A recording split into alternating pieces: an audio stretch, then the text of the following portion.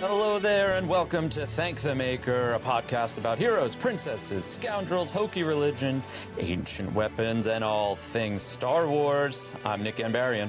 And I am Mike Forster. Nick, look at us. Hey, Just the two of us we got doing this thing, technologically advanced, almost as advanced as a planet killer. Hey, Mike, instant reaction, go. Oh my God. I wish I could have been there last night. It was, Yeah. I was watching, I think, you know, our chat was blowing up. We were making sure that, that no one was like jumping over each other. It seemed like we were all pretty much on it about the same time, right? Yeah, definitely. And you could just see the wows and the, oh my gosh, and this and this and this. So I think, was this the best Star Wars we've ever seen? Yeah, I mean, as adults. I said it in my Instagram story today. I'm like, this is the best project, hands down. Is it my favorite? Probably not. You know, Agreed. It's hard. You can't say less than 24 hours, like recency bias. You can't just say this is my favorite thing ever. Right. A lot of things I talked about it last night with Adam. You probably didn't hear, and I'm sure a lot of the people who are listening to the actual live stream right now or the edited audio, like I'll probably repeat myself from what I said on the Instagram live stream last night, but it really puts you into a place that you didn't expect, which is like the ultimate form of any art, like the ultimate highest point of any art. You just watched a series that when it was announced at Celebration or wherever, D23, wherever it was announced, I forget, Right. the haters were all like, why do we need to see this? And now when it's done, we've seen it all. It is, I don't think anyone could have a good argument against it being the best Star Wars that was ever made, because it's amongst the best shows I've ever seen. So it's already outside, it's one of the best shows. Absolutely. It just so happens to be in Star Wars. So that being said, like, it reframed Rogue One, which they were saying it was going to do, which Rogue One reframed A New Hope. It enhanced everything and made everything richer, which in general, like I said this last night, the genesis of everything is A New Hope. It's George Lucas, A New Hope, Luke Skywalker, Han Solo, Princess Leia, like Darth Vader, all of that for 50 years, basically, 48 years right now. Right. It's still expanding, like the universe, you know, like our actual universe is still expanding. The Star Wars universe galaxy is still expanding because of A New Hope. And concluding Andor last night just made everything so much better. And a point I made last night, it's like Star Wars undefeated. It's undefeated. You cannot, anyone who wants to complain about anything is wrong, because 5 years, 10 years down the line, it's better. It's enriched because of how they tell stories. So, you know, Rogue One exists because of probably some, you know, there was a good story there about Death Star plans being John Knoll. The only reason we have it is because of John Knoll. So I don't know. I'm sure I'll remember some points from me and Adam speaking last night, but it keep saying how unfun the show is for the last 3 years, you know, like or 4 years, whatever. I don't remember when season 1 was out, but it's so unfun. And then when it's all wrapped up with a bow, you're like, no, it's just beautiful. And it makes you happy in a different way. It makes you happy in a satisfying way. Yeah, it's satisfying, but it's also like the rebellion. We get to see the tail end of it, which, man, we could talk about that too, but like the tail end of it leading up to the Death Star blowing up. But like the sacrifices that were made from, we could say this definitively now too, Luthen Rael, the beginning of the rebellion, you know, like he is the orchestrator of he's the Axis, you know, like we could just say that. So, it's a good point, because it complements Fulcrum, complements the work, which I think the Axis and Fulcrum is very interesting. I like that Tony Gilroy was so inspired by Rebels that he just copied the ending. Yeah, right. Amazing. Well, first of all, a few things. I think we before we get started, first of all, I love your shirt. I hope you also love mine. Love We it. have it's a somber day for us as friends of Roosevelt's. We remember Steve Gerhardt today, of man, myth, and legend. um uh the Legends collection was just dropped, which is kind of some brain children of Steve's ideas when Roosevelt's was just starting. So if you have purchased a Roosevelt shirt, they have been huge supporters of not only our podcast, but also Mosh Isley and a lot of our other friends. So please head over to roosevelts.com and check out the Legends collection. Steve, we miss you. And I hope everyone at Roosevelt's had a Yeah. day to go through and remember all of those amazing memories that we've had. And went through old pictures and just like, there's kind of I don't know, there's, as we're celebrating things, it's like, I say this at Mosh Isley uh, every time. I say, let's party here. Let's be here, be with me, be here now. Hmm. For those who aren't able to be here. And so I think as we celebrate Star Wars and continue to remember like how much this has brought us together before we tear each other apart about our particular of what we like and what we don't like, Yeah. I think it's important to recognize that too. So Well, that being, quickly too, I just want to yes, say, like, for anyone who ever has any, reservations about us or any second thoughts about us pumping Roosevelt's or having them sponsor whatever, it's like this all comes from friendship first, yes, because they are such good people and Steve was such an excellent, positive, just a joiner of forces, like yeah, Steve was an axis, to a yeah, lot of good people, so it's, it's, I have a picture of him on my bedroom wall, like he's still to this day someone I think about a lot. A lot of Roosevelt's coming into all of our worlds has to do with like me meeting him July 2021, I think, at Comic-Con, sure, and we spoke. And from that point on, the whole Roosevelt, Think the Maker, Mosh Isley universe, grew and are parallel with each other in a lot of ways. They're all still the best people. yep, We all still hung out at Star Wars Celebration in Japan, and the best part about the genesis of all of us knowing each other was immediately how excited Steve was to chat with me about Thank the Maker, and then I brought yeah, up Mosh Isley, and we talked about Bayside. That and his initial reaction and excitement towards all of that stuff at Comic-Con, you could, if you're cynical, you could say, oh, that's just how like a business person would act, business person thinks, yeah, But right, from every interaction I had with him, every interaction I saw him have with other people, it was all like that. It was like that exact yeah, moment over and over and over, and it was hmm, genuine. And I'll never forget that. And there's, it's a huge loss for, you know, us, sure, but the people, John, his wife, Shriner, like right, people who've known him forever. hmm, Everyone is, I'm sure, still reeling in many ways, but also are going strong in a lot yeah, of ways. And yeah. it's a beautiful thing. Yeah, absolutely. So, head over to roosevelts.com to check out the Legends collection. I picked up the stars, the kind of the Good navy one. blue with the stars. That's a good one. I wanted to pick that one up because I knew that, if you're thinking about rocking something for the holiday this year, that's a great way to jump in and also be able to support those guys as they figure out this next couple years of absolute chaos. Which let's get into Star Wars Andor. So first of all, what we also want to clarify is like let's talk about just these 3 episodes. I think Ryan Key, Hmm. Adam, like this is just one of those weeks where first of all, I hate this format. I never want this format ever again. I do not want 3 Yeah. episodes of dumping in one night. As Tony Gilroy said, who's going to be hard for the podcasters? Yeah. It absolutely is hard for Oh, the and how about podcasters. Tales of the Underworld and an ILM documentary coming out too? It's like, thanks.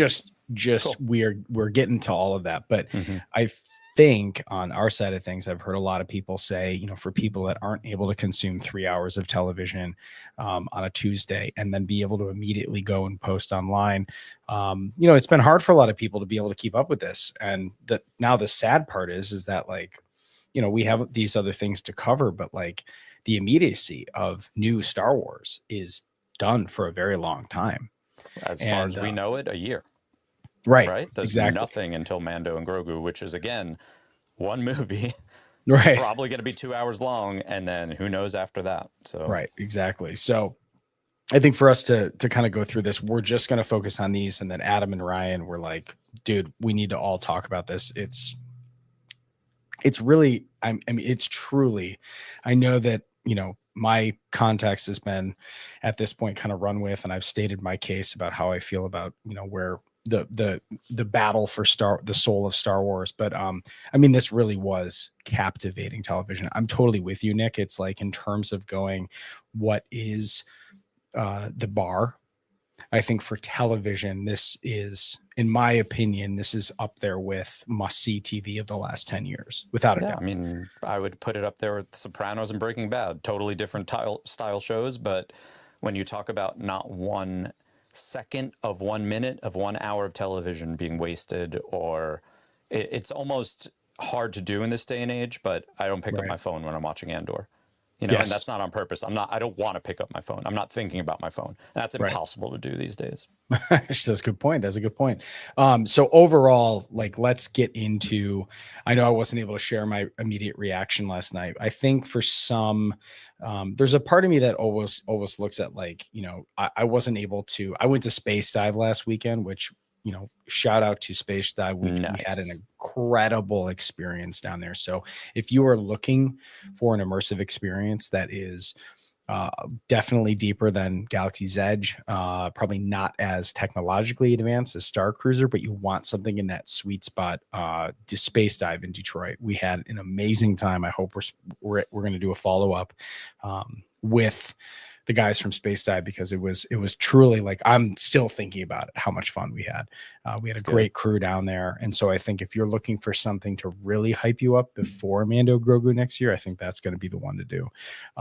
So I wasn't able to share a lot of my immediate reactions of the last couple episodes, but this is one of those things where when people think about where Tony Gilroy was brought in, I like that we're getting the news about Tony Gilroy saying this wouldn't happen without Kathleen Kennedy. I love that he said that. Yeah. And I love that he said, for how much crap she gets from the internet, none of this would be possible without her. Yeah. So I don't think you've stuck around our podcast long enough to know that we are not haters of Kathleen Kennedy. I'm sorry to disappoint you, internet. I know this is YouTube, but the fact of Tony setting it straight, of being like, I said I wanted to do this. I said I want the production people from Chernobyl. I want this and this and this. She said yes to everything.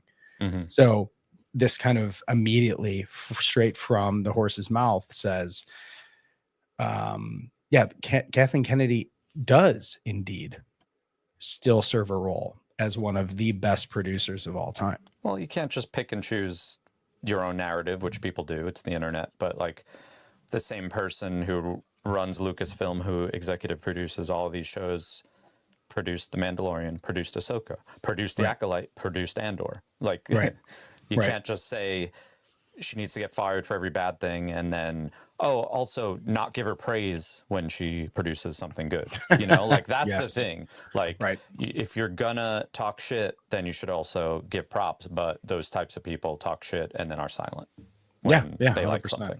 100%. So I think, first of all, obviously from our standpoint, this is one of those things where you go, this all in all was a huge win.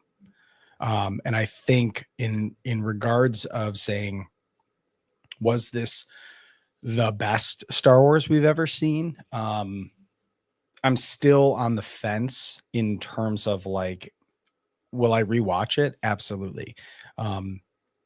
Does it make me excited for more Star Wars? Absolutely. Will I hold it as high as I do?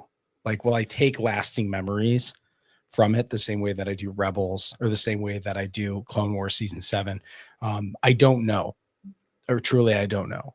In that regard, because, like, I have long said, that, you know, we need a little bit of we need a little bit of magic to still make it not go straight to Blade Runner, straight to Dune. And that's where I think a lot of the adult people, the adult viewers of this really enjoyed this, because it did feel like it was high stakes. And so much of it was like, you want to see why they brought Tony Gilroy in. The last couple episodes felt straight out of Jason Bourne in space. Mm-hmm. Almost like cut for cut in some regards. So I think it was done awesome. I freaking love it. I thought the script, I mean, everything was like high stakes. I legit had no idea what was going to happen, despite knowing that K2SO is in the movie. Cassian is in the movie. I legit had no idea what was going to happen. Melshi was in the movie. I had no idea what was going to happen to the rest of the characters. And I was not at all expecting what happened to Luthen happened. Yeah, I mean, and that's something I've said on this show. I reference it when it comes to songwriting or this.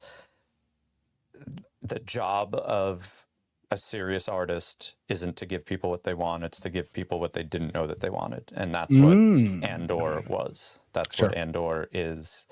And it's funny because you keep kind of moving the goalposts where Rogue One was dirty and gritty and adult Star Wars. The goalposts are moved because of Andor. It's like, that's dirty and gritty. You know, like I did watch all of Rogue One between last night and this afternoon, and it feels like a Disney movie all of a sudden. You know, Rogue One does to you? Yeah. It's still very good, and I don't think there's any questionable moments where Andor kind of conflicts with it. And then this afternoon, when I finished Rogue One, I went into Gabe, our buddy Gabe Estrada, actually put this idea in his Instagram stories. He watched all of the arc last night. I think most of Rogue One, I think he skipped the opening scene. He went right to the Ring of Kefrine. Sure. And then when Rogue One was over, watched the opening scene and then the Battle of Yavin. So I kind of did that today, and it is really awesome. But it brings me to a point that I think we could talk about later, because I'm sure we still got to do solo plans and stuff like that. And I asked the Discord chat, how much time elapses from episode 11 of Andor to the Battle of Yavin? Sure. Because that was my biggest, question, takeaway, feeling, all of it last night was how quickly things moved. And is it 2 weeks? Because it might be a 2 week span. And I said to Adam last night, imagine 2 weeks from now, the world's completely different. You know, and we've kind of been through that with COVID and stuff like that. But just imagine 2 weeks from now, the world is upside down, you know, that's so fast. And I think that's, you know, I don't know. There's a country that doesn't exist anymore. Yeah. You know what I mean? Something along those lines. Yeah. And I think, you know, we get the idea confused a lot of times because of editing. It's you know, when people jump to hyperspace, we equally see them in you know, oh, they're in hyperspace. Well, due to editing, we know that it's either people are hanging out on the ship while it's in hyperspace, and then we also have people who are jump to hyperspace, and then they just show up there. You know what I mean? And so I think in some ways it is kind of difficult to kind of figure out exactly what that is. But that might also be one of those things where it's hey kid, it's not that kind of movie. You know what I mean? Yeah. Which makes me look at that. So let's get into this. Let's talk about this. I know that the chat is going to be crazy. I already see a lot of people in YouTube talking about it. All in all, I loved the cameos. I loved the necessary characters that were brought back. I loved how they kind of fleshed out the failing of the Empire, and that truthfully, as Cassian actually said, they're so fat they wouldn't expect someone like me could walk into their house. And it turns out that Dedramiro just got sent the wrong files, and it actually threw this whole thing off, right? An accounting error in some way. How is that in the show? I brought this up last night too. I'm is that a reshoot that happened in the last 3 months? This show has been, for all intents and purposes, been done and edited for a while. How is that real life thing that has happened in the last 3 months in the show? It was sent to me. Insane. Oh, because you're saying they're, like they basically get sent over the signal chat. Yes. Like, how is that in the show? It's Unless it's a possible. reshoot. It That's could be. insane. It could be. It could be. I mean, it's hard to say. I think in some ways, like I think it does actually prove Cassian's point is that the Empire gets so big that they think that like there's no one within the ranks that would ever do something like defect. You know what I mean? Which I think is awesome that, we know that Bodhi Rook defects and that he is actually one of the other people who's, and it's interesting when he goes to meet, I can't remember the guy's name. This is a great trivia question. When he meets the informant and the informant talks to him on the Ring of Caffeine and goes, it's all falling apart. And you're like, Tivik, yeah. Yeah, because Tivik, they were mentioning, he wasn't in episode 12, but they started to mention his name because that's who he's meeting on the Ring of Caffeine. Right. So like the fact that, he thinks that it's falling apart because it's moving so fast from the rebellion's mind. It's like they have this small window to strike, right? Which again gets to Cassian's point. They won't even know we're in there. They wouldn't expect someone like me to be in their house. You're like, yo, everybody's in their house, which is crazy in that regard. I think it's amazing. Okay, so it starts off, first of all, this arc starts at BB1Y. We have episode 10, 11, and 12 taking place over just a few days. So we really end up at the doorstep of Rogue One. For people who are wondering, yes, they put Cassian back in the same jacket. He's the swag daddy. And I would say all in all, according to the notes that Jason and Adam put in here, Director Krennic is legit terrifying.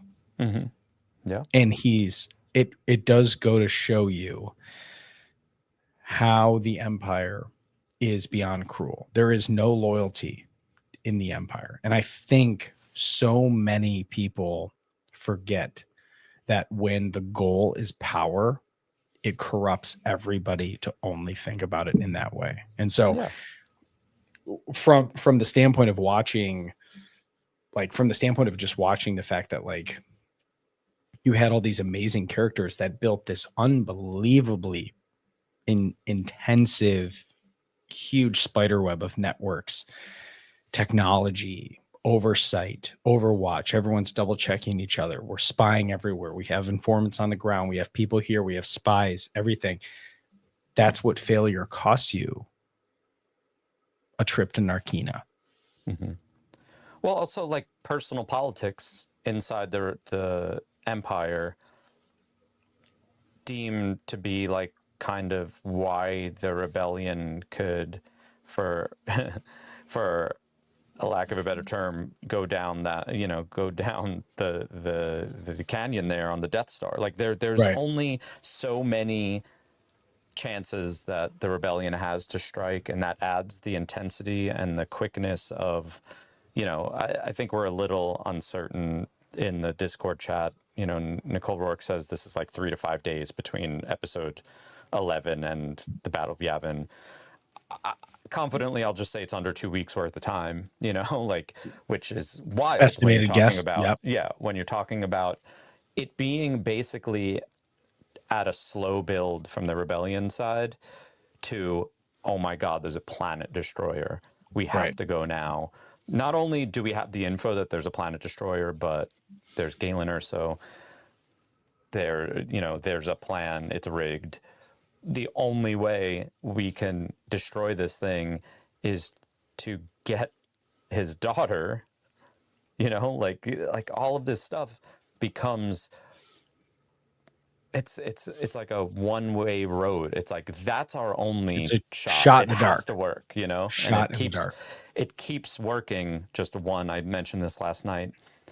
Dominoes and batons. It's like the baton keeps getting passed, and then eventually like dominoes fall, and it's that adds like the beauty to it all to me, is that like at any point you could see doubt. And you do see doubt in like the council, the rebellion council that basically votes to not do anything. Yeah. But then you see the rebellion in Inception, where it's like there's going to be a rebellion within the rebellion to get this moving, So, and you see that in Rogue One. So yeah, it's interesting. We should do Stolen Plans before it gets too late. Sorry, 25 minutes in. Are we really? Are we not? Well, Yeah. first of all, and We're also chatting. Are we real? Yeah, we really are. Okay, hang on. Let's get a little media in here. You guys want a little media? Let's go ahead and get a little media in here. And wait, I screwed it up. Here we go. Ready? This is why Adam needs to be here. You know what I mean? Here, try it again. Ready? What have you done with those plans? Who talks first? Me talks first? You talk first? You talk I'll do first. it. I talk. Okay. You do it. Debuted yesterday, Andor season finale, season 2, episodes 10 through 12. Debuted on May 13th, 2025 on Disney Plus. This is the 4th of 4 3-episode blocks. Episode 10 called Make It Stop. Episode 11 called Who Else Knows. Episode 12, Jeddah Kyber Urso. Runtimes are 51, 45, and 49 minutes. Written by Tom Bissell, who also worked on The Disaster Artist and many video games, including Uncharted and Batman Arkham Originals. Directed by Alonso Ruiz Palacios, who worked on Narcos, Guerros, and La Coquina. Starring all the usual suspects, but add to this arc Alan Tudyk returning as K2SO, Jacob James Bestwick as Heert, who we've seen in the show before, but he had a pretty central role with Dedra. And also returning as Admiral Raddus was Stephen Stanton. He got a pop from me. I was stoked because so much was going on in the show that I forgot that he was a thing. So I was just like, hell yeah, there he is. He's definitely a thing.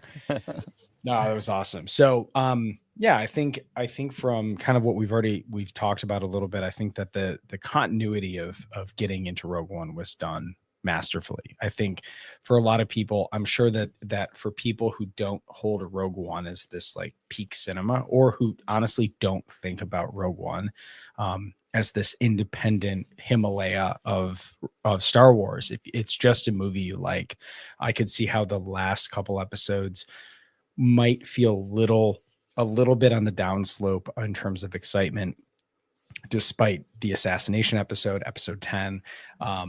I could see that being a thing, of course, for someone who's like, we just saw this massacre. We just, Mon Mothma escaping. Clea kind of had the same effect of going, how's she going to get in there? All this stuff. So I could see how the last episode, some people had said, or at least from people in my group had said, like, we appreciate, I liked the third arc over the fourth, but the fourth makes sense, right? So I think a lot of people might have that sentiment, or some people might say, I can't view them independently. I have to look at this whole thing, and just knocked it out of the park.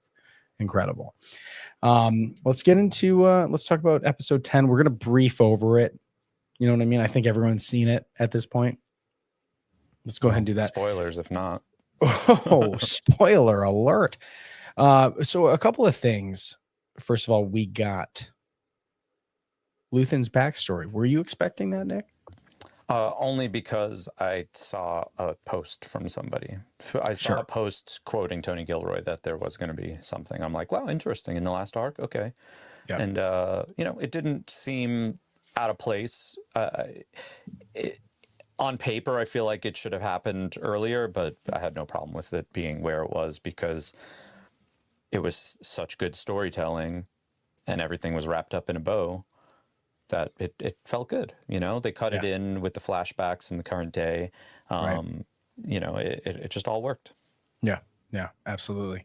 So we get into, and what did you think of the de-aging? They do it right, or was it just makeup? Yeah, it had totally to be de-aging. Fine. Yeah, it was great. De-aging for you sure. Kind of had this Billy Idol, bleach blonde. You know what I mean? Yeah. That was kind of fun. Okay, so let's cut open to Luthen's shop. The message is waiting. Lonnie is reaching out. Now, the part of what I think is interesting about this is that you don't know. I mean, they actually revealed in the description, Lonnie makes his way out, which I was like, whoa, they dropped that in the description. Via death.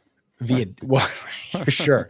So I think that the idea that, we kind of get this insight is that, Lonnie figured it out. There's something more critical. We realized that Gorman was a front. The energy project is all fake. And that's what I think is, from that standpoint, how many people bought into it and how quickly it goes off the rails for the Empire is pretty fascinating in that regard. But this is all that it takes, is for the right person to hear about it. And that's kind of why I think when we're talking about things going on right now, it's weird because we've never had more transparency in some ways about this ridiculous stuff that's going on. But again, Cassian is one non-force user, ended up fighting a whole empire. Think of all the little things, right? So stay frosty out there. But they come in. So we have Luthen meets with Lonnie.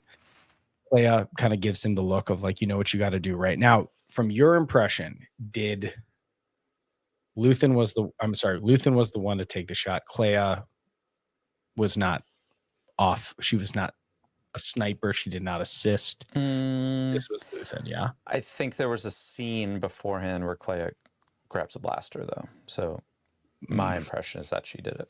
Chat, what do we think? What do we think about this? Because she also said, if it doesn't look good, tell me that you'll bail, right? Which means either they meet, they think he's being set up, whatever it is. But I think the two of them being intertwined is really poetic for the rest of the episode. So I'm with that. And I thought it was brutal. They just left Lonnie there. Because also the way it was written was Lonnie was like, I got to get out. What about my wife and daughter? And it just adds a humanity to it. But it's also in line with Luthen, like just cannot leave any loose ends. Because up until that point, it's worked, so why get messy at the end? Right. Exactly. So that makes me feel for, I don't know, man. It's like, it's very high stakes and very human when as someone of like, you've done so much. I mean, in some ways, Lonnie might have been one of the most important people in the rebellion.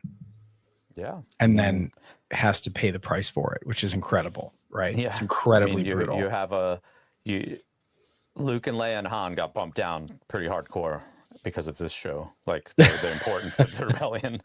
That's true. So we have a newcomer, Lonnie Young, just now more important than Luke Skywalker. Right, exactly. He doesn't have a cool ship. He doesn't have a lightsaber. He actually just has a mustache. That's the only thing we have, and he's actually one of the most important people in the rebellion. Yeah. So then, of course, we have as Lonnie gets whacked, and I think for a couple little fun things, the Loth Cat. How do we feel about the Loth Cat? The Loth Cat looks a little different than the practical that we saw in Ahsoka. Looks almost like a Tuca cat. I'm sorry. I know. It's a Tuca cat. I get it, guys. Trust me. I've seen Star Wars. But the Tuca cat comes in. Do you think there was a reason for using a Tuca cat as like a nod to? Was that a hey Dave kind of moment? Do you think? I don't know. We've seen how many nods there are in this show. Well, we've seen the dogs, right? We've seen those dogs that they use that are kind of the Corellian hounds. They're all over Ferrix. I did not correct me if I'm wrong, but there is no Tuca cat on Ferrix. And I know that we're in Corellia, so this makes I know that we're in Coruscant, this makes sense. But I just thought, I was like, oh, that's interesting. Yeah. Could just also be, hey, in universe, we're in a park, like we're in a park or on a bench, there should be someone with an animal. What if it was a Kowakian monkey lizard? You know what I mean? Whatever. He's pointing at Lonnie, who's dead. This is a different show. So anyway, so we have Luthen that sends Clea away. Then as soon as we see that basically he thinks Clea is gone, door rings. It's Dedra Meero by herself. So we think. We know she's. Does he know? Like, obviously she knows, in retrospect, she knows what she's doing. Is he, when he sees her, because they play along, and there's a really nice line there where I think she asked how many artifacts. How many are forgeries? How many are fakes? And he says something about, there's only 2 in here right now. It's really wink at the camera, like the 2 of us, or the forgeries, Right. I love that. It's so good. Yeah. I love that. So he's trying. He knew right away, right? Like he knew he was cooked. Yeah. I like that. He was playing along to the point where, like, does he know he's cooked? But I kind of feel like it's better if he knows he is. Sure, I agree. So he's in there half torching his stuff and basically doing the burn, as they called it, right? To get off. And so I think the concept of Dedra being so, I mean, her like win. This is her win, right? This is everything she thinks she's sacrificed. This is every man who's told her you need to be in charge, you know, like you need to calibrate your excitement. You know, all of these things lead up to her making what seems like a very obvious mistake to Krennic. You went to find access by yourself, right? Which, like, of course, you can kind of see on her face that she was like, I realize that now, that was probably a silly thing to do. Because But all of the stories that are told with all of these officers from in the Empire, it's all about them getting one over. It's never about leveling the up. Empire. It's Right. about Dedra wanting this, about Krennic wanting this. Eventually in Rogue One, Tarkin takes over and Krennic gets pissed and wants credit. You know, it's like always about the individual in the Empire, even though from Palpatine's perspective, it's about oppression and Sith rule Sure. with everyone. But when you have that messy, I want to say Nemec said it's messy or something in his manifesto. It's like when you have that, like, what, there's no honor amongst thieves, like the old saying, you know, like these people want to get one over, and ultimately it's just puts cracks in the armor. Right. Well, and then think too, of course, the classic line, how'd you beat them? No, we had each other. Yeah. You know what I mean? How does the rebellion do it? People. It's just people, right? How did you feel when you saw the Starpath unit? Like, what was that impression when she opens that? You know, she's got the case, and I like that. Of course, he's showing now for people who are like, what was the significance of the dagger? Now, we're the Nautilin. We could go into this in the den, but I think it's important enough, right? The Nautilin. People who are wondering what the importance of the Nautilin is. The Nautilin bleeder. Very few of them, right? I assume that it's a ceremonial dagger, but the Nautilins is what Kit Fisto is, those kind of like big tentacled squid people. And so what's rad about that is Kit Fisto, being one of the few Nautilins that we actually see in live action, I think might be the only one, gets killed by the Empire. And so the fact that, and you can see they actually have a Nautilin like carved into the bleeder, which is amazing. The fact that you get Kit Fisto and the Nautilins, which has a great arc in Clone Wars, that if Kit Fisto gets taken down as the Jedi, the Nautilins still get their revenge on the Empire by being able to throw. I'm just like, beautiful. So what was your, when she opens for the Starpath unit, like what was your take? I mean, I just like the callback to season one, but her, you know, initial interest in Axis and what's going on in Luthen, figuring out who it was. Again, it just shows you how many times has she been taken off the case or told that it's nothing, or, you know, in the Gorman arc, I want to say, the third arc, she was getting railed by just, I forget what it was, but the idea was like, Partagaz was saying, like, you made him famous and then tried to fill in the blanks. It's like, next time, you have to do it the other way around. Like, you have to know who you have, and then we can make him famous, kind of thing. Right. So she's been holding on to that for a while. And her, you know, to use a word that I feel like I only ever heard for the first time in The Last Jedi, to use hubris, use the word hubris. She's been holding on to that for this moment of like grandeur, of like, I'm going to nail him and I'm going to like make him shit his pants when I put this thing down on the table, you know? Right. And that's her win. But also, again, hubris of going, if I would have had another agent with me to walk in and go, I need you to stand right there and show me your hands, as any, you know what I mean? She wanted to have this moment to be like, I caught you. You know what I mean? Which is a very like classic bad guy. It's a moment of, you know, saying, you know, fire the weapon. You know what I mean? Like, we're going to fire this thing up. There's no way that, you know, our fortress is impenetrable. All of that is awesome. So I'm looking at other things just because I know that we got to get moving through these, but the forensics are searching Luthen's shop. ISB tactical troops arrive, so we've got new troopers, which I think is great. I love seeing that. All in all, this was like one of those. This is one of those opportunities for us to see a couple more treats within the den, and of course, like the mortis stones, right? Dusting the mortis stones. They're scanning everything to see where the transceivers were. Everything about it was done really well. But then we go back into their backstory. Luthen is obviously put on life support. He can't die. Okay, sounds good. We're going to keep him alive. But then we get this backstory of Luthen being what I think is Imperial Army. I almost thought that we were going to get a reference to Operation Cinder, but that came later.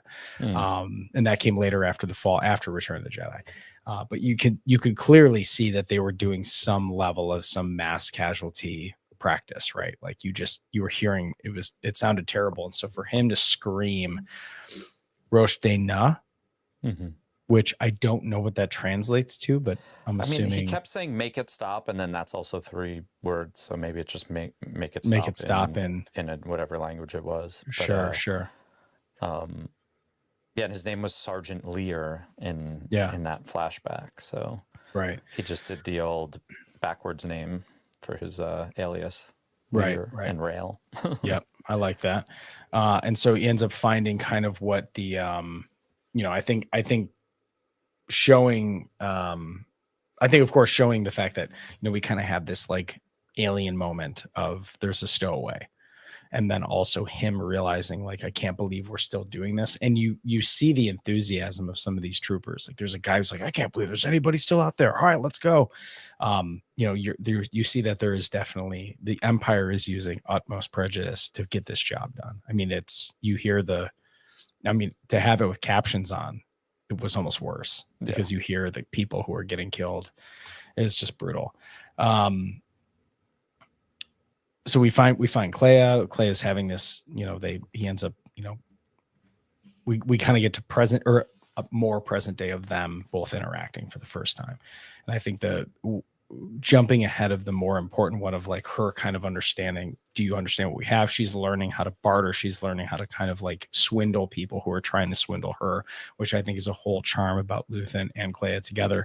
And then most importantly, I think when we get into her first her first opportunity to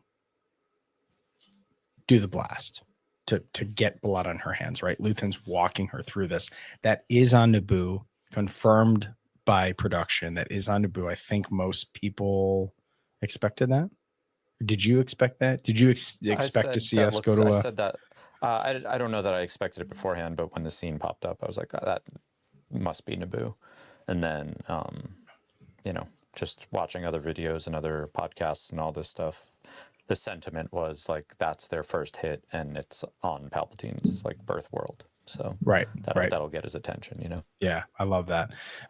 Over in the chat, I'm just watching people kind of say something, but there's something pretty amazing about the concept. What did I think it was?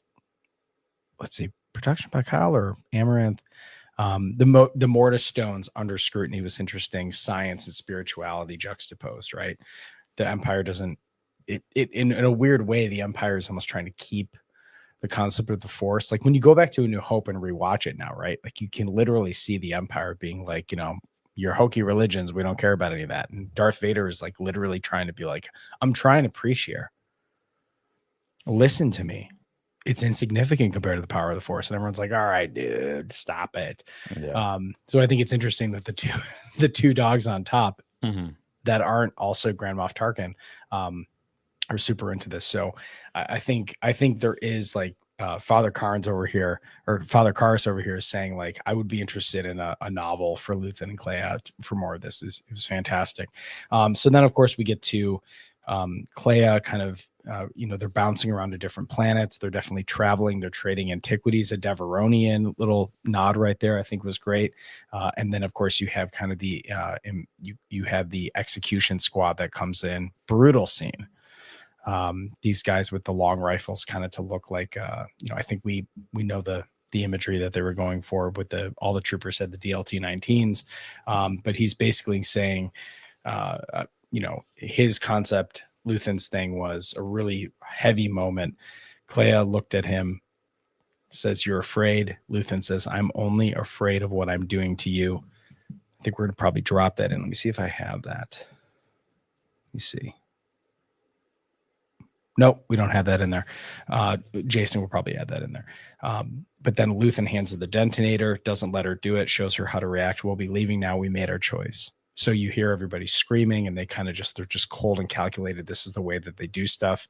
Luthen is very much like, you don't need to react to this. So you can really see how Clea is formed in the way that he wants to protect her, which I think it was a great episode to show that backstory. Yeah, I like I guess there's 3 flashbacks with the antiquity, the Deveronian antiquity, and then the Naboo.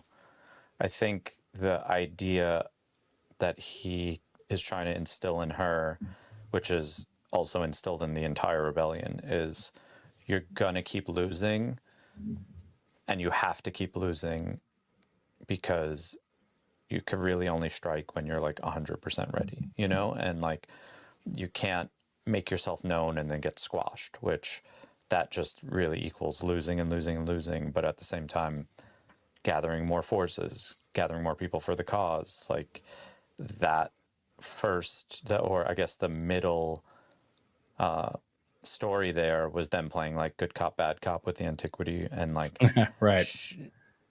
We'll take 15. It's worth 20. Like, that's sure. like another lesson in losing of like, okay, right. we got out of there with like less than we wanted, but we got money to eat, We still got 19. Yeah. So I think that was something that he instilled in her, but it just sucks because in reality, that just means people going to die, like you're right. Losing and losing and losing does have a human cost in this story. Right. Well, then you see her go into full on, like she goes from, creative thinker mode into, you've got this, she's going back to the safe house. She's finding everything that she can. I know this comes a little bit later, but like that safe house is rigged. I mean, you got stuff in the walls and the ceilings. Like you can see that parts of it have been hollowed out already by saying like, we need a blaster. Well, here, blow out this wall right here. We got a bunch of them in here. So then I think from when she breaks in, she uses the, let's see, there's a bunch of ships kind of down in the parking lot of the hospital that get blown up. And then, of course, all the stormtroopers go over there. She sneaks in. The little detail on the nurses uniform, they're very similar to the Narkina 5 suits, just in yellow. Yeah. I thought that was a great little nod right there. You can see the hexagons up, or I'm sorry, the rhombuses up on the side. Very cool. So she pulls the plug on him. Luthen is dead, gives him a kiss. Phenomenal acting. Apparently, Tony Gilroy or the casting director picked her. This is like her first big on-screen acting gig. Yeah. Insane. She's incredible. Yeah. Kicks us into episode 11. Who else knows? We start with the hospital under full lockdown. We're trying to figure out who did this, what could have gone wrong. So at this point, Dedra's already been arrested. Things are starting to go off the rails. What was your thought at this point? Did you think they were going to bring back Dedra? Like, what was your kind of take on I wanted to see the severity of how guilty she was in the eyes of the Empire. And we saw very, very guilty. 100%. 100%. So we of course get into, let's see, Dr. Recklaw, who's the medical director, who, here we go, classic squabbling. Are you the one who closed my hospital? This is government. We're going to arrest you. Just you know what I mean? This is just the long hand of the Empire trying to squeeze as hard as it can. And it's for one person. You know what I mean? I think that's what's amazing. Is like they're willing to let anybody else in this hospital die, keep being sick, whatever, because they're trying to look for one person, right? So this is kind of like the concept of going in terms of efficiency. We're going to nuke this entire town to try to find one needle in a haystack, which is very Empire in this way. So of course, then we get into Miro. She's in the interrogation room, and then Krennic comes in, a non-de-aged Director Krennic. I do want to bring that up because that might actually add to my conspiracy that there was a reshoot to put that line in there, because he looks different in that scene compared to when we saw him last. Compared to when we see him next too. His makeup or non-de-age or whatever looks different. He looks older than we've ever seen him in that scene. Like older than he does in Rogue One. There's something a little off with the way he looks in that scene to me. You almost think it's like he's under, or they're it's late on the East Coast. You almost think that they're under, almost like under makeup Tim. You didn't think they made I'm not sure. Like Rogue One. Yeah. Okay. But I think that we see him, I'd have to double check, but because he's looked great. He's looked like Rogue One Krennic. And in that scene in particular, I don't know if I could notice his makeup more or something. And I think that is the same scene where she says that she was like basically emailed. Yeah. So that lens, I'm totally making this up right now, but if that's the case, his makeup or non-de-aging might be because that was a reshoot that was pretty damn recent. But it's possible. I'm literally making that up. It's possible. Father Carr says it's eyeliner, which I did notice on him too. Mm-hmm. And I'm sure at some point, like I can't tell when he has it in Rogue One, but I know that I think Ben Mendelsohn has had it occasionally. So enter Krennic, he turns off the recording room or recording equipment and says, who else knows? He now knows that the Death Star intel is out there. Too many people know about the Death Star. Say the word. Miro says Death Star. He says, he knows that Jung Lani had Miro's code certificate. He's accusing her of giving it to him. And she says, if he had my certificate, he stole it. Krennic says, we found 2 years of Jedha working group printouts in your files, which is devastating for her case of saying, why do you have all this? Now, at this point, Dedra isn't even supposed to know about the Death Star. She's only supposed to know about Gorman, which is crazy in that regard, that she was that high up. So then Krennic, if you're not a rebel spy, you missed your calling, which was so he's like painting. He's also painting his like his case against her too, saying stuff like that. Right? Like, when they said or Clea, right? When Krennic's like, what are we gonna say? What do you want to do? Shut it down. Say that there's a dangerous person on the street. They say, no, she's sick. She has a virus. She'll make everybody sick. Have the public work for us rather than hide. Have the public work for us to call us in. I mean, it's fascinating watching how quickly they were able to say, hey, here you go. Here's an emergency. And so I think for your point, Nick, of like saying Krennic was basically like figuring out how do I make her disappear? Which also you could paint as another Imperial officer getting rid of another one just to put themselves on a pedestal. Like Dedra sure has some talents. She has some moxie to keep doing this. She's on to a lot of stuff. So like maybe there's a world where Krennic's like, she's good. I got to get rid of her. Right. Right. So we'll, and then of course, just cold and calculating, he's putting his finger on her and you're like, oh man, this is all just icky. And then he says, of course, Dedra says, tells them about Clea and says she's the loose end. He has an assistant. And then straight up Krennic just goes, we'll do our best to carry on without you. And that was it. Snarky, very snarky, right? Like 100%. So there is no failure in the Empire, despite us thinking that the Empire is full of just useless idiots. The cream rises to the top for the Empire, at least that's the way they want to all believe that they are the cream. Straight up, baby. So Clea breaks into the wall. It's some sort of device, assembles it. It's an old school comm. Hospital security room, ends up that it's Clea. So anyway, she starts transmitting what would be Star Wars Morse code. We get into here, and finally, Andor, Melshi, K2 are gambling around a table and drinking. Everyone kind of seems like it's like, hey, we're having this good time. They're playing along with K2SO. Now, there's an interesting part about this. This game originally was supposed to be Sabak. They ended up changing it for some reason to resemble the game that they were playing on Aldani, which is more of like a rank, almost looks like checkers, or I'm sorry, almost looks like dominoes in the way that you have to bet. So I'm thinking in some ways that maybe it was a way for them to play off K2's calculations and his analytical part to stop thinking so much like, if the calculated risk is too high, we still have to do it, rather than just being Sabak, which is kind of just a big bluff, right? So I thought that was pretty interesting. We can get into that a little bit later. But then all of a sudden, the code comes in, and they're like, oh, man, what do we do here? So at this point, we know that they're cooked. Interesting, too, that it comes to, was it Willman was his name? Yeah, Willman. Goes to Willman and not like Cassian, because Cassian at this point is kind of like, I mean, it's been a year since he helped Luthen, but he is committed to rebellion under the control of Mon Mothma. Like he is kind of, he hasn't like publicly seemed like he denounced Luthen, but he is not the contact anymore. Right, it's Willman, which that was pretty interesting. Right. Yeah, that was interesting. So I think, we end up finding, of course, that, okay, I hear this note. We have to go to, we have to go get her out of here, or we have to go check it out at least. So I don't think they know that it's Clea, or do they know that it's Clea at this point?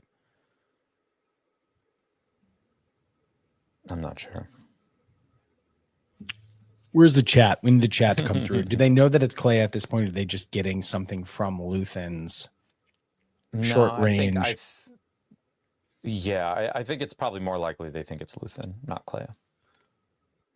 Good point, because he says where's Luthen, and she says Luthen's dead. It's true. It's true. Okay, so they know that there's supposed to be an extraction. So we have let's see. So we've got, we've been counting the order. K2 is in his classic prime. K2, do you know how many orders we've disobeyed? Yes, 18. Okay, blah blah blah.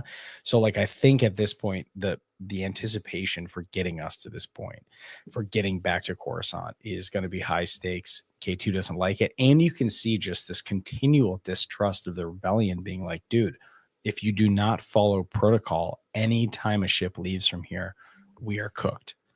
They don't do open range communications because they don't want to be intercepted, which makes the next episode of them returning even more stressful because they can't communicate to let them know that they're friendly, right? Which I think is amazing.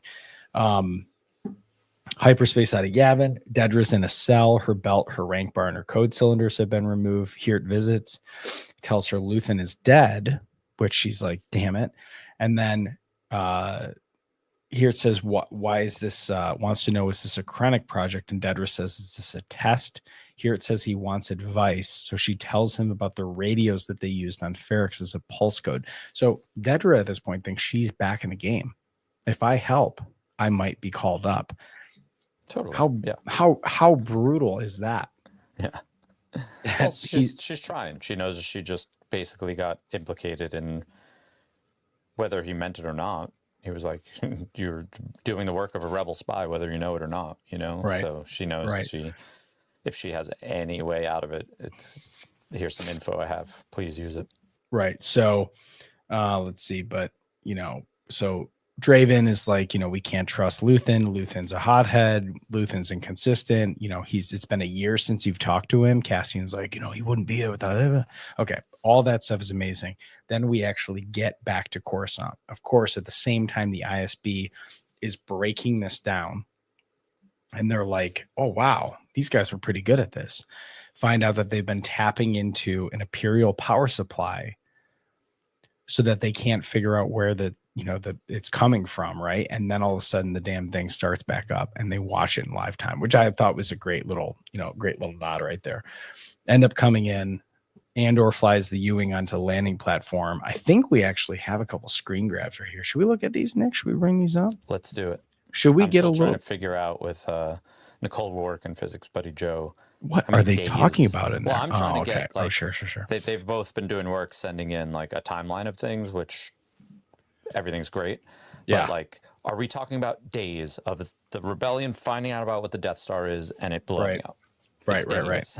Oh my So I'm gosh, trying we've to been talking about work this with for an that. hour. These nerds, man. It's these nerds. I'm telling you. Okay, so we have this updated Lambda class. I like this. It's got a little okay on the I did like back. that. Look at the I did like wing, that. right? Let's get in here. First That of all, you got definitely this. got a little pop out of me too. I'm like, ooh. Yeah, that's nice. Vintage collection when? Let's try to ask. So once it pops in here, you see it folds up. It's got this little, little heat on the side with the Empire logo. Very Russian block here. You know what I mean? This seems very much like the slums of Coruscant in some regard, Yeah. perfect for a safe house. And then this is kind of a little shout out for Naboo, of course. I think for people who are curious, yes, this looks very much like it. I wonder if they didn't travel for this, right? This had to be a set that they I built, and this was done saw on. on, I believe, New Rock Stars said it is same spot in Spain somewhere. It's actually real. It's beautiful. Yep. Same Good spot job. they filmed a deleted scene, I want to say, from Phantom Menace. Oh, Pretty sure. interesting. New Rock Okay. Stars. So Okay. Well, it checks out. It checks out. Okay. So once we get into the actual place, once we get into the building, the stakes are high. Do you want to know the stakes? It's high, right? We have this ISB a tactical unit, right, which are kind of like basically just like loot. They're not heavily armored. For us geeks out there, you're looking at a new helmet that's basically an AT. It's got the similar to the Shore Trooper, but without the face, so it almost looks more like a helmet. Very interesting. And then we have these guys that kind of walk in. They've got these longer blasters. They're almost like a SWAT team. Without totally, this is like a strike team. This is like we got to act fast. This is what we're doing. And I like that they kind of told here, here you go, load up. He kind of just slams this armor into him. He's like, you got to come to identify who we're looking for. And then from there, you're kind of stressing out because then the comms get shut and K2 realizes what happens. And I love the chat as Partagas is listening live.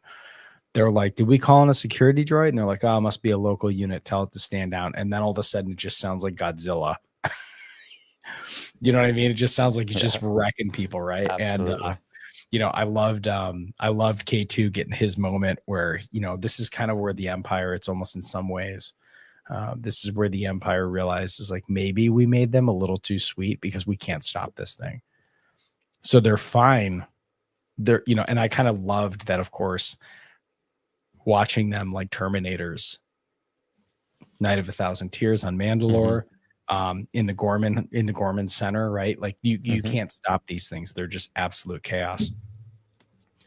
Then just turns the Empire, and you got to think at one point some guy was like, cool, we made these things unstoppable Terminators, and now it's going to come kill me.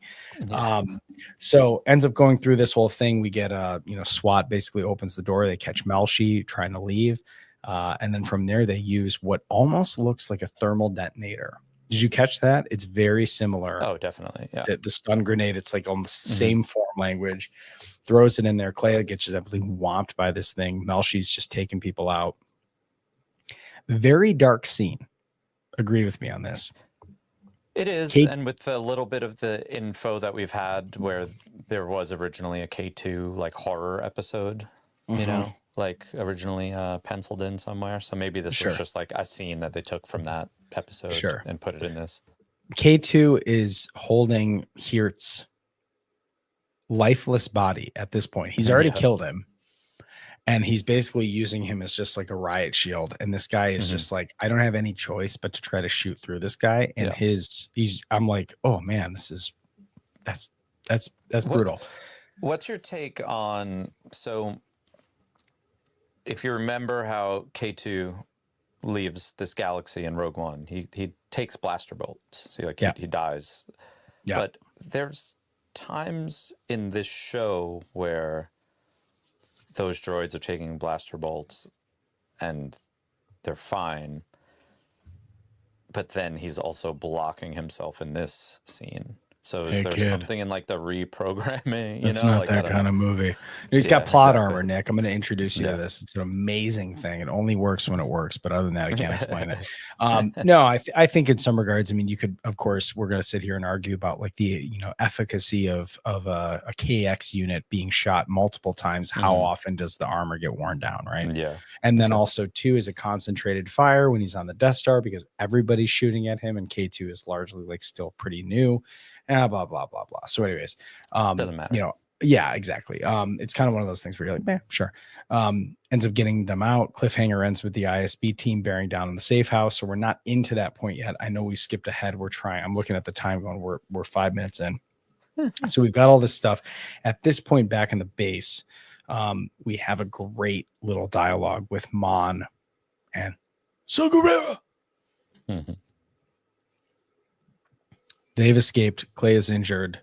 And Cassian, I've cleared a path. Amazing K2 moment. Everything K2 was saying. I mean, like K2 is. It was It's kind hard of to 10 say. out of 10, 100%. They had a few opportunities, right? And I'm with you. 10 out of 10. Yeah, all of his lines were like, oh, I could laugh for a second. Okay, back to the murder. Back to the murder. So then you get back to Mon on Yavin. She's got the classic Mon Mothma haircut. I think and then I like K2's, this was put in the notes, of course. Thank you, Jason, for adding this. I'm sure any doubts about my value have been erased. Remember, Okay. he's like, do you want the goggles? And Cassian's like, Yeah. I'll take the blaster, right? Yeah. So I think it's at some point, Mon gets, you've got Bale and Draven, and at this point, like the group is certainly, you can see the doubt is high. It's high. That, and with the newer people who are returning from Rogue One that are now on this council, what's interesting is they also had doubt in Rogue One, but in this scene with Bale and Mon, the two new, or is it three new, like senators or whoever it was, right? They had doubt then too. So it's like, what are you doing there? You had doubt there. You have doubt in Rogue One. Like, right. Like they know what the right thing is to do, but they're not. It's like 1 foot in, 1 foot out kind of thing. Right. Yeah. And I think too, that this is exactly the point of where Luthen actually is more like them than they thought. And I think I like that Cassian called that out, right? He called out that Bale was like, if I'm going to go down fighting, or I want to go down swinging, right? If I'm going to die, I want to go down swinging. Then you also have the rebellion, this group that we're looking at right here, being very similar to Luthen in going, if it's not perfect, we don't do it. And so the fact that they can't trust this communication, they can't trust this information. And then they also, when they talk to Saw thinks that they're coming after him. And they're like, Saw, we know you're on Jeddah. He's like, you don't know where I could be. And they're like, dude, you're on Jeddah. He's like looking out at the Star Destroyer over from the Cavern Angel. I mean, everything about it is amazing. So I think it's interesting that I thought we were going to get more of that time in between of Rito Saw and Borgullet Saw, but we have that time there. So if you're listening, Tony, you want to do a little mini series, I'll take a Saw Gerrera mini series. Thank you very much. I think what's really cool is as we go back to, Cassian's on the approach, they're coming in fast. They're worried they're going to be shot down. The Red Squadron shows up. Now, for people who are like, who's the Red Squadron? Well, Red 5, Red Gold Leader, all of these guys. This is Luke Skywalker's squadron. These are until I just rewatched. I haven't seen Rogue One in a very long time, and I forgot that Red 5, the original Red 5, dies in Rogue One. Blasted, and that's why there's it, right? And they're like, "Hey, we got a spot for you." And Luke's like, "Great! What happened to the other guy?" They're like, "He's dead. Everyone you know is gonna die, and they've already died, and you seem like you forgot about them already. But let's go blow some shit up." So anyway, so we get to this point. They revoke Cassian's access to his ship. Cassian talks to Clay on the infirmary. Vel and Mon. Are Vel and Mon a thing, or are they just like they're like trauma buddies? They're cousins. They're right? roommates. They're cousins. Yes, they're roommates. Yes. Right, cousin. Mon tells Vel that Luthen is dead. I liked when Cassian says, Saul wants to talk to Cassian. Val and Cassian have a toast and says, you can't drink to all of them. And Val was like, the hell you can't. Gorn, Yeah. Nemec, Termin, Cassian says Cinta because like Val doesn't want to say that, which I thought was a really beautiful little moment. The Gormans, Ferrix, your mother, fight the Empire. Marva, the stone, sky in stone, amazing. Who died for it? Doesn't matter what they did along the way. Left all Brasso of this stuff. off. Left I know we need a little. I know we need a little Brasso. Wait. Did they leave Brasso off? I don't think they mentioned Brasso. What? Which did Vel know Brasso? I don't remember. Why would they? No, but Cassian. You know Cassian would have. Yeah. Right. So but maybe also, they were only naming people that they both knew. Right, but also Cassian didn't see the riot get started, right? So that would make sense. Yeah. And Cassian also didn't know if Brasso escaped, correct?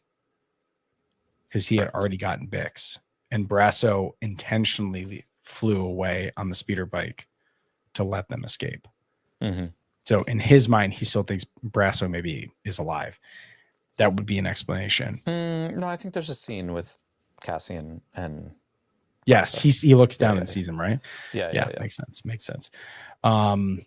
So anyways, then of course we get this amazing cut to Partagaz listening to Nemec's manifesto, and they're like, it's getting harder to stop now, isn't it? It's everywhere. Beautiful. Oh my because God. It sounds like a voiceover. Yep. And then audibly it transitions to, like, you could hear the sound mix change, and then it's the reveal that Partagaz is listening to it.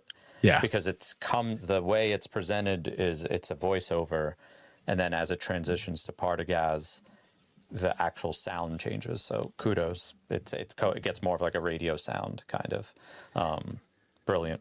Just great to hear that again. Right. And then the kind of the fake out of it all of that. No, it's not a voiceover. It's Partagaz listening to it in his final moments. Right. Two, for Jason's note, I want to include in this where you hear the moment that we skipped over, unfortunately, was the dialogue between Luthen and Dedra being like, God, you're scum. And he's, like, you're whatever, I can't remember what he says. The galaxy is looking for, there's plenty more people are looking to disappoint you, or whatever he says. It's a brilliant line. It was absolutely like, it's almost like we've come to rely on these Luthen one-liners, these Luthen monologues. It was a perfect way for him to go. So anyway, so we get to this point, we're kind of nearing the end, but basically, like, you have this moment of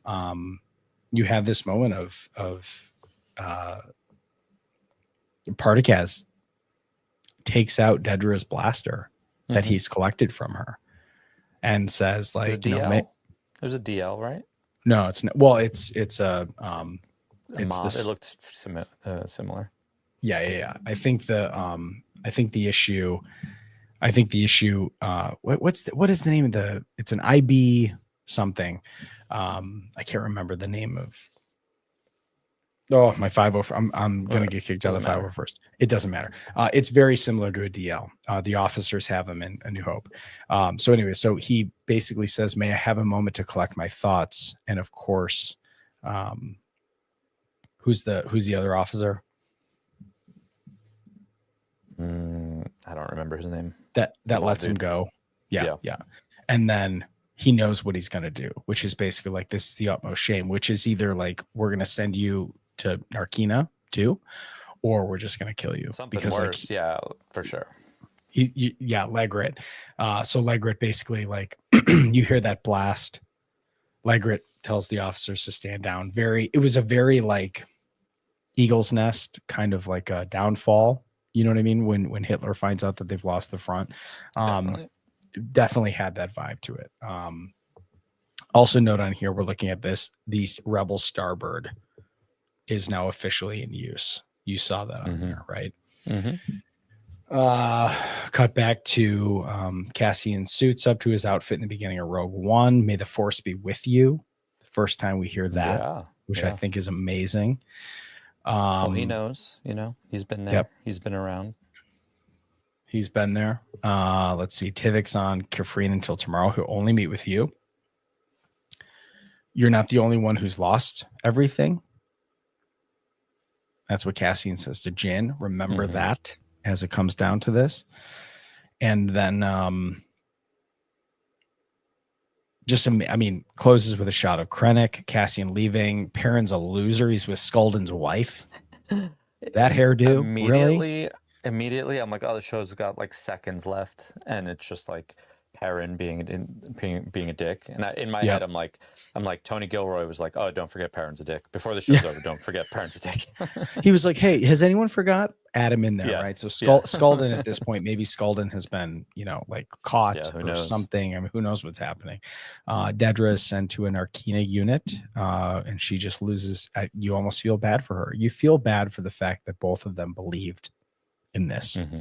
What they were doing, they believed in it. Cyril Karn realized what a pawn he was. Dedra realizes what a pawn she is. There you go. Don't go chasing tyrannical organizations. That's all it leads to. Little advice. I've never said it in my life, but I said it 10 minutes ago, 20 minutes ago. There's no honor amongst thieves. So it's like if you're doing work for the bad guys, they're bad guys. They're bad guys. And you're going to end up in a bad place. Let's see Bix. And then let's talk about this real quick. We see this beautiful moment, the wheat planet. We have B2EMO with a friend. It's almost like he's got a girlfriend. Yeah. Who is that? I like it. And then it ends with a Rebels moment. What did you think about this, Nick? Unexpected, and it felt good. It made Bix leaving make more sense to me because I felt like, yeah, that was a good moment. Her FaceTime message to him, I liked her. I liked what she said. I liked how it was filmed. It added gravity, but it made way more sense knowing now that she was pregnant. Right. I choose the rebellion. Amazing way to end it. Gives us opportunity for the future of not only Bix, but also Andor's kid. Opens up the, and of course then people are like, oh my gosh, it's Poe Dameron. Stop this madness. So please stop this. I would say, Nick, that we would do the Den of Antiquities, but we have talked way too much. Is there any other you want to? No, we don't need to do it. Like we'll do it next week. We'll make it. Maybe we'll do a whole episode on it. Either way, we're almost an hour and 20 in. We need episode topics anyway. That's a little behind inside baseball for everyone. But we need other things to talk about. So we could do that another week. Let me just do this one thing. For over 1,000 generations. It is the dark saber. Run, Togosh. It's a Kalikori. A Sith wayfinder. Dark science. Cloning. Secrets only the Sith knew. The Den of Antiquities is going to be short because it's actually quite long. We've been talking about it the whole time. The card game is called Hexel. Look it up on Wikipedia. That helmet that I was showing, the familiar X-Wing helmet, was seen by Gold 7, Gazdo Wolcobb, who was actually in Rogue One. We only see Gazdo's fighter on screen, not their face. So this tracks. That's great. And then let's see, first appear. Okay, we go through all this. And then when you see the soldiers, you see a familiar couple faces. You see Pow, who is that alien species that looks over as they're fighting on Jeddah and goes, or actually no, it's on Scarif and goes, meow. He has the huge mouth. Yep. Big mouth. Mirsan Power 5. That's the name of it. Jason, beautiful. Thank you for putting that in there. That's the name of the blaster, Power 5. Okay. And then also on the hospital, it says Lena So. Good. Lena So. Whoever put that in there. Lena So. Do you know who that is, Nick? I know that, was it Chancellor Lena So? Chancellor Lena So from the High Republic. They are one of the most bougie of people. So this is kind of like basically going to a Rockefeller Center and knowing they that bought a wing. They bought a wing of the. They did. Yeah, they bought a wing in the hospital. Very nice. So, of course, as we're wrapping up here, the species, we were debating this last night, chat. Please do chime in on this. Did it feel like it was a little bit of it was like a nod to ET? Anybody else? The elder Alien that Cleo was the using. Asogian in according to Star Wars lore. Did anyone else pick up on that? I mean, Looks I like- thought it for sure. I was like, it kind of looks like ET a little bit. Okay. All right. That's good enough for us. And then, of course, Galen Erso, Stardust reference, musical cue, the finale of the credits end up going right into Rogue One. Beautiful. Yep. Absolutely beautiful. Do we want to... While we're in the den, Nicole and physics buddy Joe have been doing work. So I'm going to get through this a little bit. Nicole sent this over. She's not taking credit for it, but because I'm still trying to figure out how many days, like what is the breakneck speed of finding out about the Death Star and the Death Star blowing up. So Nicole sent this over. Referencing timelines and the added scenes in the Rogue One comic adaptation, I'm assuming Galen convinced Bodhi to defect after learning Saw was on Jeddah. Knowing Saw was there would give him a good reason to move forward with it. We all know it takes place over a very short amount of time. We can assume the events of Make It Stop and Who Else Knows happen within a 24-hour period. Krennic tells Dedra that Lonnie accessed her files last night. Bodhi would have had to defect while Cassian was off saving Clea. Just after he returns, Draven tells Cassian that Tivik sent 3 messages. Tivik only started trying to contact the rebellion after the partisans got the information from Bodhi. Now remember, Bodhi had a lot of handoffs. First, he was surrendered to some of the partisans. Then he was taken to Benthic before he was taken to Saw. When Rogue One starts, he's already with a group of partisans that hand him off to Benthic. It's the last little bit here. Draven mentions the Dauntless parked over Jeddah for 2 days, meaning it probably arrived the day Lonnie accessed Dedra's files. In Rogue One, Tivik says Bodhi defected yesterday, which would line up with what's above. So I think episode 11, 12, and Rogue One is like 4 days. We did the math, people. That's why you listen to things. So- That's why this episode was an hour and a half long. We had to do the math. So then how long, how long is A New Hope? Like, what is that timeline? Days too, right? The answer is yes. Well, I mean, Vader is like literally watching their ship fly away. It's minutes, right? I guess. We had, of course, asked the favorite moments from the most recent episode. We have some really great calls in here.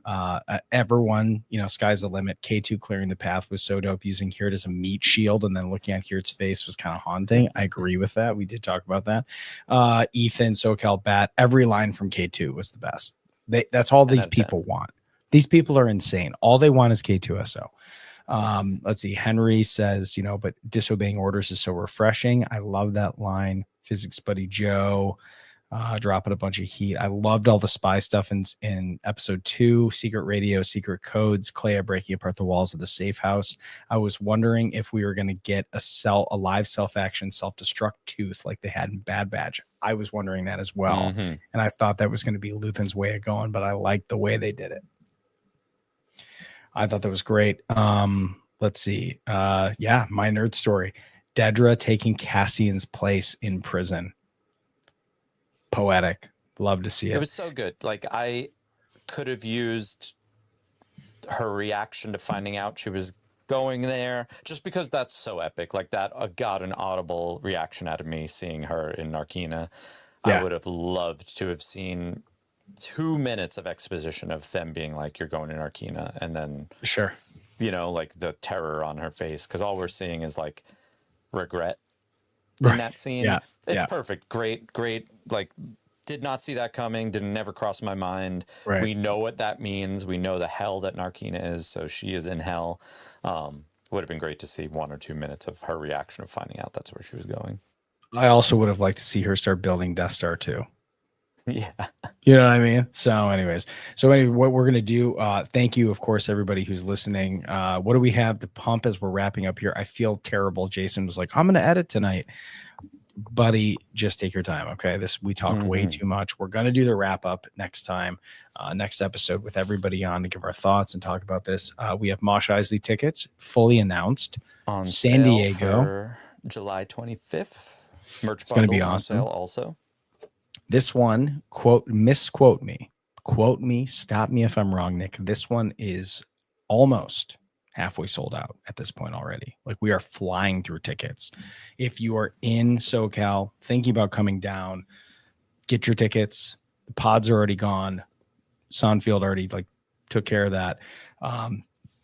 And I think we could probably say, bring your lightsaber and your favorite Jedi garb. Yeah, we need your help.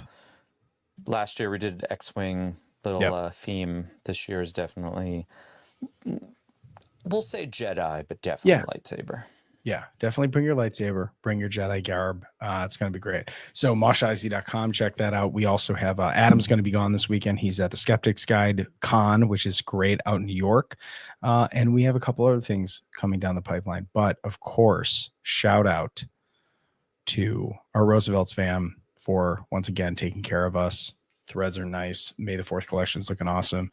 And a big shout out to Steve for helping make all of this happen. My brother, part of the Force, thank you for everything that you did in connecting all of these things with us. What else do we have, Nick? I'm under 3 weeks away from the second leg of the Bayside 25th anniversary tour. So Bayside.com. Buy that stuff. Bayside.com. Bayside.com. You have to do that because that's what they do. They're from New York. You know what I mean? We and that's stole it. that from Rancid. Rancid's website. It was rancid.com. Sure. That makes sense. But you know what? Nice tribute right there. We're probably not going to go live because we talk too much here on the after show, but we are trying to set up a Rogue One watch along. So stay tuned for when we're planning on doing that. And until next time, do you want to say the thing? I have friends everywhere. Nice.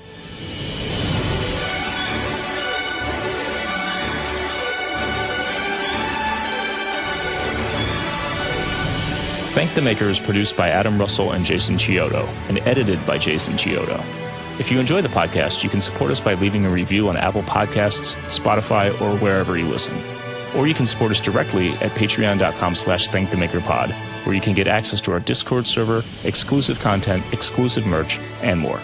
Our patrons literally make Thank the Maker possible.